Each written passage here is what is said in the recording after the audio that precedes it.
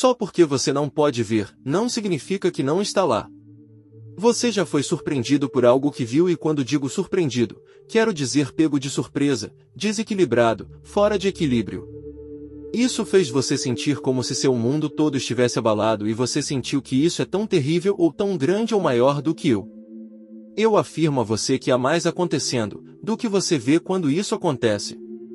Quero falar sobre este assunto. Só porque você não pode ver, não significa que não está lá. Muitas pessoas cometem o erro de pensar que algo invisível é o mesmo que não estar lá. Mas invisibilidade não é uma ausência de substância, é apenas uma ausência da sua percepção da substância. É incrível que diz em Hebreus 11:3 pela fé entendemos que os mundos, no plural, foram moldados pela palavra de Deus, para que as coisas que são vistas, elas não foram feitas de coisas que aparecem. Colossenses, acho que é o capítulo 1, nos diz que todas as coisas foram feitas por ele, tanto as visíveis quanto as invisíveis. Não cometa o erro de pensar que as coisas invisíveis não estão lá. Na verdade, eu iria além e diria que um dos maiores erros que você pode cometer na vida é passar pela vida pensando que a fisicalidade é realidade e a invisibilidade não é realidade.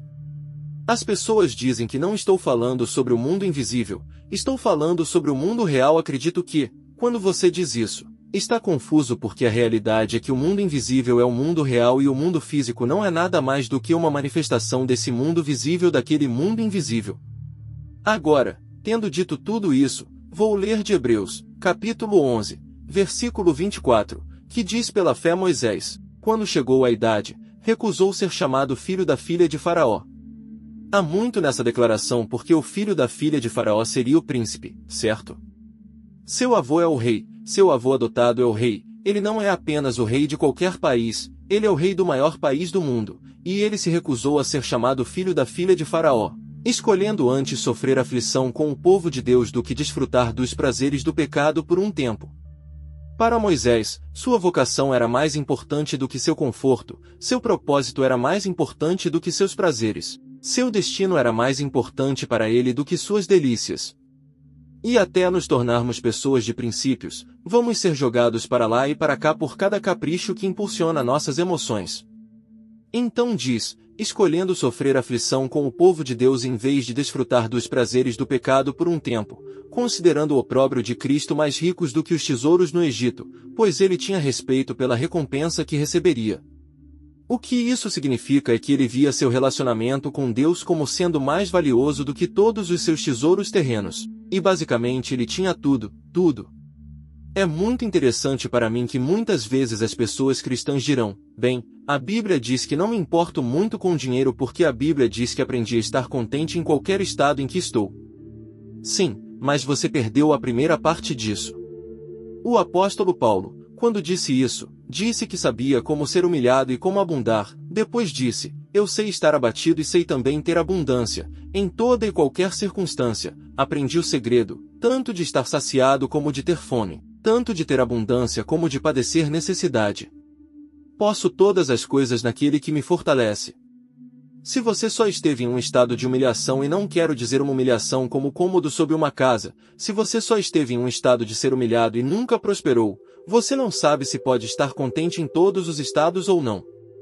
Você não esteve em estados suficientes para saber, então diz, considerando o opróbrio de Cristo mais ricos do que os tesouros no Egito, porque ele tinha respeito à sua recompensa de fé, ele abandonou o Egito temendo, não temendo a ira do rei, pois perseverou, vendo aquele que é invisível.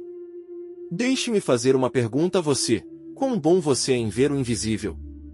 Eu sei que qualquer coisa que aparece no mundo físico primeiro existiu no reino invisível da mente de alguém. Eles tiveram uma ideia, eles puderam ver a ideia. Você entende?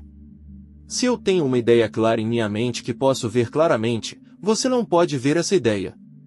E a razão pela qual você não pode ver não é porque ela não está lá, mas porque você não pode perceber essa ideia. Você entende que as pessoas achavam que a ideia de um computador pessoal era uma perda de tempo estúpida? Lembro-me de um dos meu próximo, que é um notebook de marca que comprei ontem, que acabou de chegar ontem. Eu nunca o vi. Nunca conheci a pessoa de quem comprei. Esse cara tinha um notebook anunciado, e eu disse, ela já foi. Sim, já foi, mas teremos outra chegando em algumas semanas. Posso reservar o próximo que está chegando? Claro. Então, coloquei um depósito de 5.000 no produto invisível. Eu tenho certeza de que alguns de vocês terão dificuldade com isso, mas está tudo bem. Continue ouvindo, você vai ficar bem. Quando ele viu o invisível, ele viu algo mais poderoso do que qualquer pessoa visível. Ele viu algo maior do que qualquer pessoa visível. Ele viu algo mais rico do que qualquer pessoa visível. Ele viu algo mais sábio do que qualquer pessoa visível. E assim, a percepção dele do invisível mudou. Agora, vou contar uma história para você, porque as coisas que foram escritas antes foram escritas para o nosso aprendizado, para que, pela paciência e consolação das Escrituras, tenhamos esperança. Veja, este prédio por dentro está muito diferente do que era quando comprei pela primeira vez, mas está começando a se parecer mais e mais com o que eu podia ver em minha mente antes de começar a parecer assim. Se você olhar para o inimigo, é difícil ver como você vai vencer a luta quando está focado no inimigo.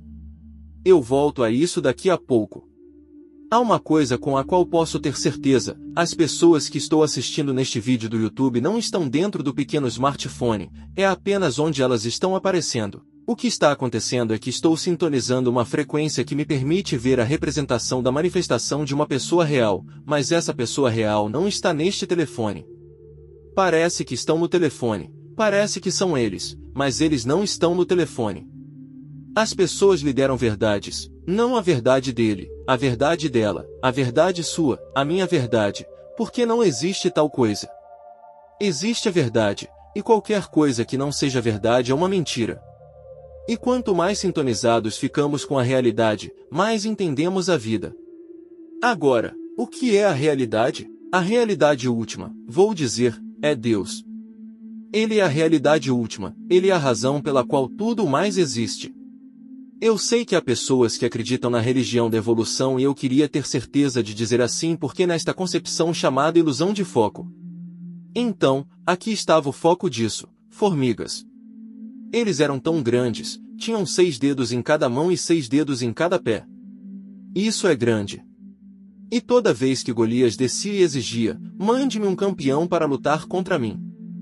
Se perdermos, seremos seus escravos. E se você perder, seremos seus escravos. Rei Saul e todos os outros soldados de seu exército corriam e se escondiam. Você sabe por quê? Porque eles estavam focados no tamanho do gigante. E eu estou te dizendo, as coisas que estão bloqueando você na vida podem ser maiores do que você, mas isso não significa que você não pode vencê-las. Não vamos nem começar a negociar com o diabo, porque as pérolas do diabo, as pérolas do passado dele, não têm valor. Os diamantes dele são plásticos brilhantes. O néctar dele se transforma em comida de porco, e se você comer o milho do diabo, ele vai te engasgar todas as vezes. Então, Davi vê esse gigante, então todos começam a correr, mas eles estão fugindo do gigante. Veja, o foco de Davi não estava no tamanho do gigante que estava diante dele. O foco de Davi estava em algo maior do que o gigante, estava no tamanho da ordem que eu estava procurando, era a reciprocidade da aliança. A palavra aliança significa cortar, é isso que a palavra aliança significa. Deus fez uma aliança com Abrão em Gênesis 12, e Deus disse a Abrão para trazer um bezerro de 3 anos, um cordeiro de 3 anos, um carneiro de 3 anos, uma rola e um pombo jovem. Mate os animais, corte-os em pedaços, não corte as aves, apenas corte os animais, corte-os em pedaços. Deus fez uma aliança com Abrão quando cortou esses animais em Gênesis, capítulo 15. Eu disse Gênesis capítulo 12. Chegue ao ponto da sua vida em que, todos os dias ao acordar, peça a Deus para abrir seus olhos para que você possa ver o que já está lá. Acredite, o amor do dinheiro está com você, mas precisa perceber e manifestar. Se gostar, compartilhe, comente se quiser. Se não quiser, entendo, está tudo bem. Eu amo você mesmo assim. Enquanto isso, até a próxima vez, adeus, nos vemos no próximo vídeo.